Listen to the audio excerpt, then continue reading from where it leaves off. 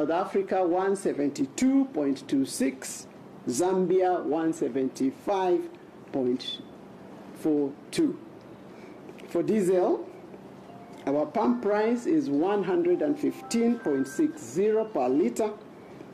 For neighboring Tanzania, it is 136.34, Uganda 140.80, Rwanda 155.84, South Africa 167.27, Zambia 174.27. And this is the value of the fuel stabilization program. Even as IPRA, according to the law today, goes on in the review, in the consideration of the pricing review, I have no doubt that we shall still continue to have the cheapest pump prices across all the categories. And this because the government will continue implementing the petroleum pump price stabilization program in order to continue cushioning customers against the otherwise high pump prices. If we didn't do that, today a Kenyan would have to pay 175 Kenya shillings out of the pump.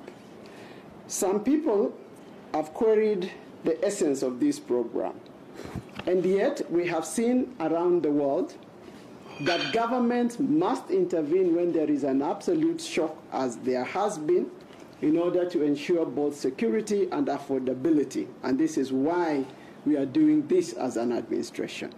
I therefore urge the oil marketing companies, the retail stations, and consumers to also play their part.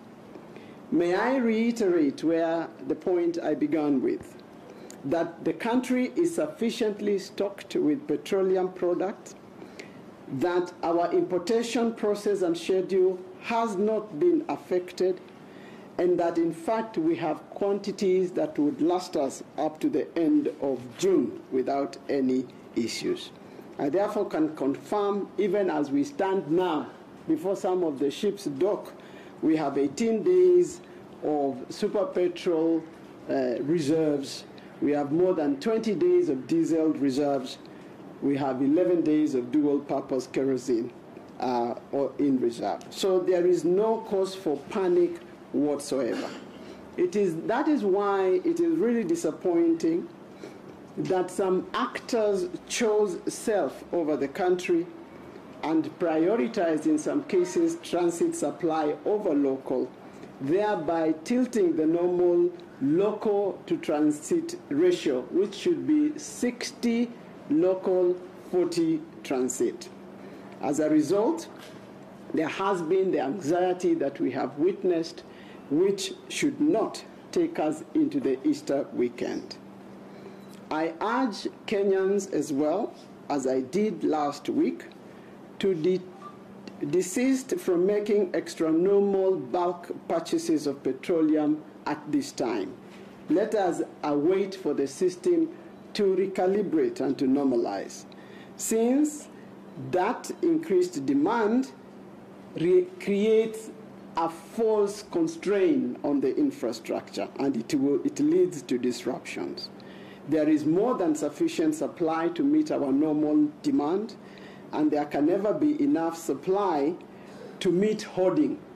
Please, there can never be enough supply to meet hoarding that we have witnessed in the last few days and the anxiety. The government will not abdicate on its solemn duty to secure the nation and to bring anyone or any corporation that undermines our national interest to accountability. We must.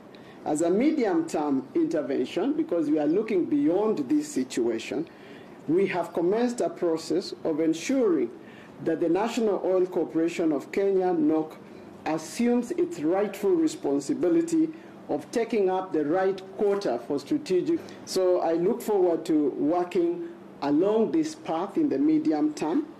I reiterate that there is no need for panic, and I want to really wish every Kenyan normalcy.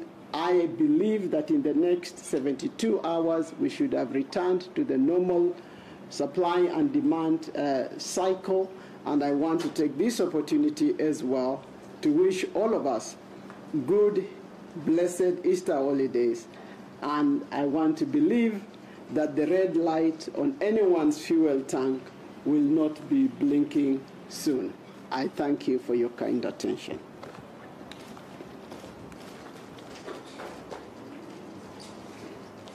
I am happy to take any questions, and with me is the PS, is the regulator, is the MD NOC, and is the PS Energy. So I have my full complement here to take any questions.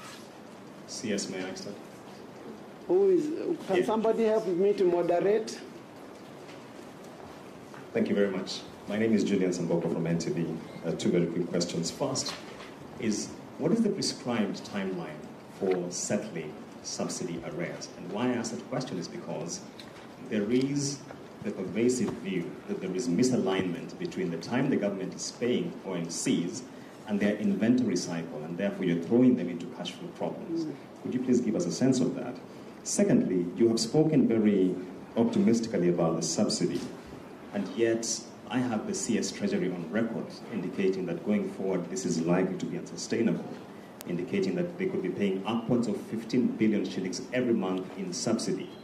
If you look at the average right now, it's going to about 7 billion shillings, that's double. Could you please just clarify how you see this being sustainable in the long haul? Thank you.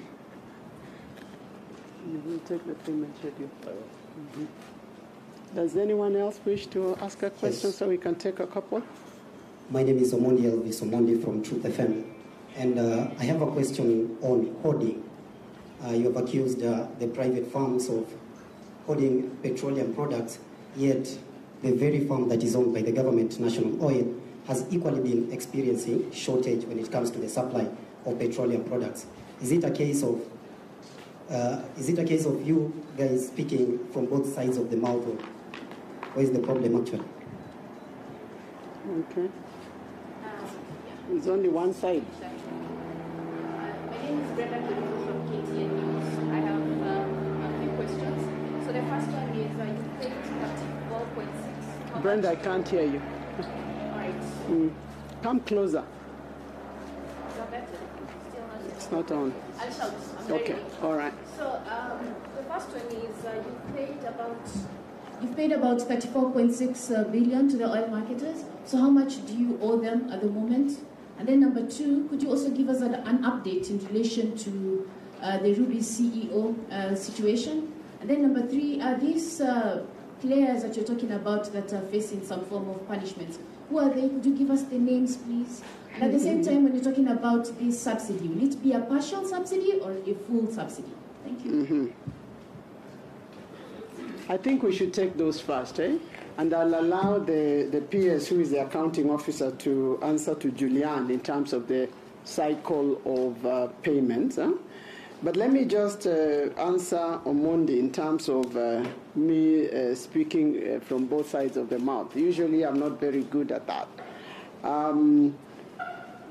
One, we are not speculating, okay? We are not speculating. We know how much fuel lands. We know who has what allocation. We know who has disbursed what. So we are not thumb-sucking here. Huh? And so we are able to determine who has dispatched what amount to the market. So there is no speculation here. And I am speaking this with very firm backing of facts and figures. So we do know. I can tell you who has dispatched what amount, where, when, i.e. not releasing the product in the line of the structured, and National Oil can speak for themselves in terms of how much they have dispatched or received.